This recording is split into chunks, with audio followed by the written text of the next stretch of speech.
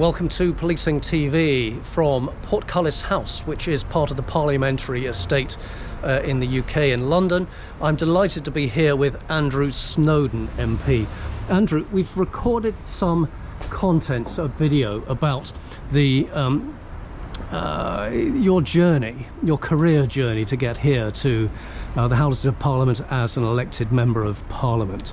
On this video, we're going to look at the current state of policing here in the United Kingdom. You can draw on there, of course, your experience as a police and crime commissioner, and now you are the only former police and crime commissioner to become an MP. So it's quite an accolade.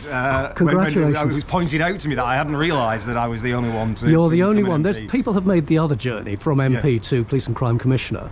We'll see whether there are others, police and crime commissioners, to come in the future to join you here as a Member of Parliament. Your thoughts on the current state of policing here in the UK, some of the challenges, some of the strengths that there are in UK policing? I think the big thing, and we touched about this in the introduction video, one of the crucial things is we police by consent in the UK. It is very much a model which is based on public confidence, allowing the police to be able to not use, force as often as maybe other police forces have to. It is about consent. It is about respect for the authority of the police, and to do that you need public confidence. But equally, at the same time, we know that the world out there, the threats that the UK, that individuals, that communities face, is vastly changing, and we know that a lot of that is the shift to digital, the shift to online fraud, the shift to online crime, the way that all crime now really has a digital footprint. So actually it's about the big challenge is around how do you maintain public confidence, which is about police visibility, it's about response times, it's about investigating every burglary, it's about seeing bobbies on the beat. The vast majority of the public who pay for policing want to see more bobbies on the beat. It is that reassurance, it is that what they see as proactive policing to deter crimes from happening, neighbourhood level crimes from happening in the first place.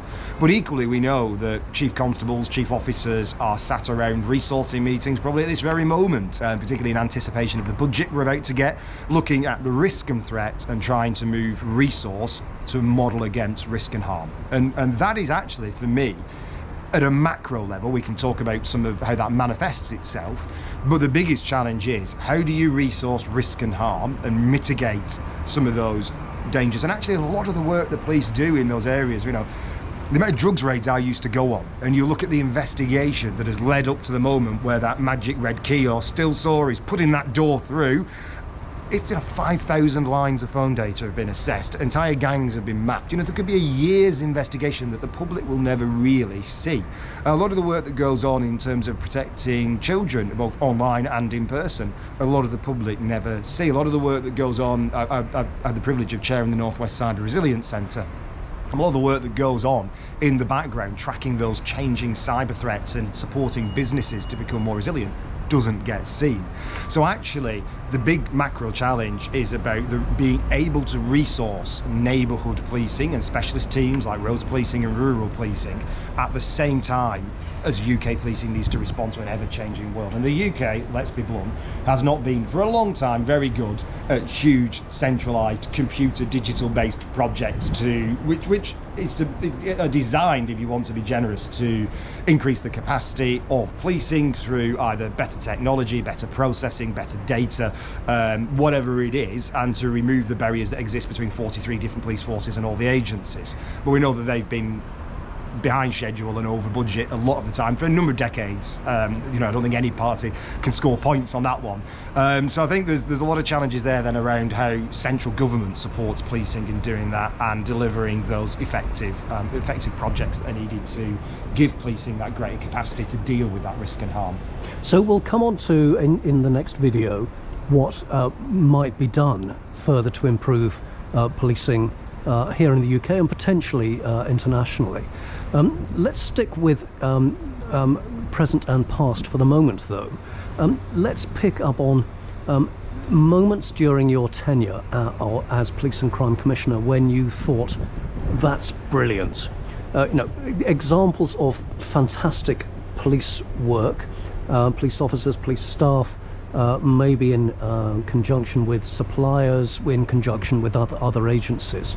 Are there particular moments during your Police and Crime Commissioner tenure where you thought, I was going to use an expletive there, but golly gosh, yeah. You know, that's just fantastic. Yeah, so there's a number of things, and I'll take them in different areas. So the Rural Task Force in Lancashire now has the largest dedicated rural policing team in the country. Public confidence in rural areas was very, very low prior to these teams being recruited, and I put an extra $1 million in my final year to expand them even further. I mean, in their first year, they recovered £2 million of stolen plant equipment. They made over 100 arrests. They visit all the farms and get to know the rural community, and that is neighbourhood policing in a rural area done spectacularly well. And I go to public meetings now, and what's spectacular, what's the oh gosh moment, is the complete transformation of public confidence and the investment of around 30 officers across the division bell. For people who don't know, that will be either speaker's procession or a division's been called or there's a vote, something like that. So that sounds across the whole parliamentary estate.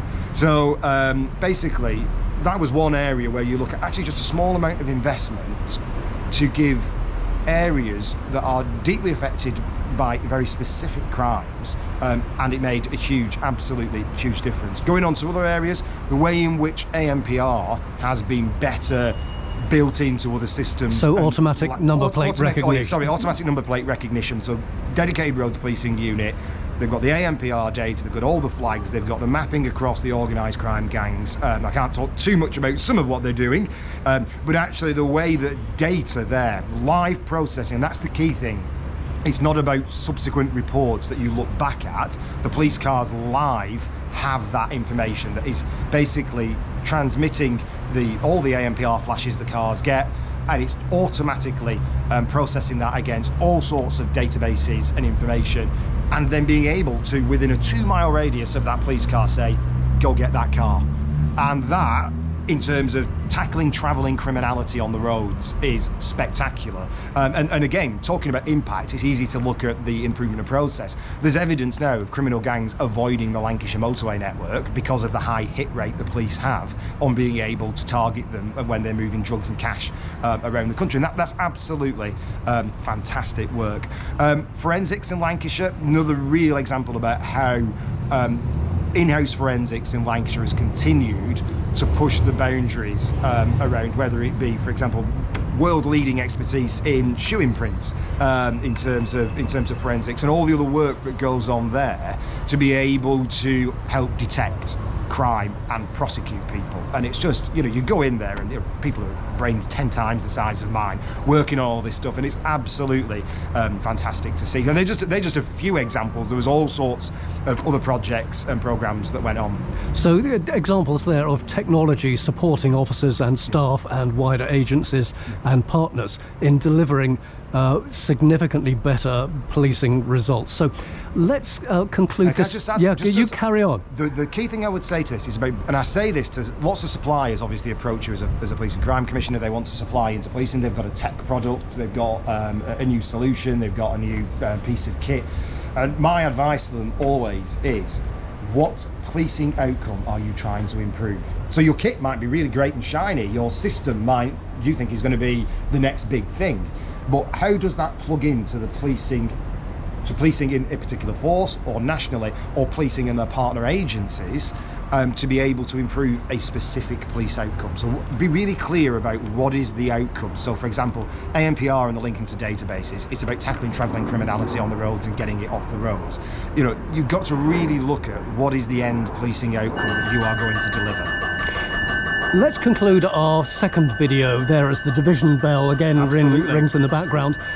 In the third video, we'll look at the future of policing, primarily here in the UK, but potentially beyond. But for the time being, Andrew Snowden MP, thank you very much indeed. An absolute pleasure.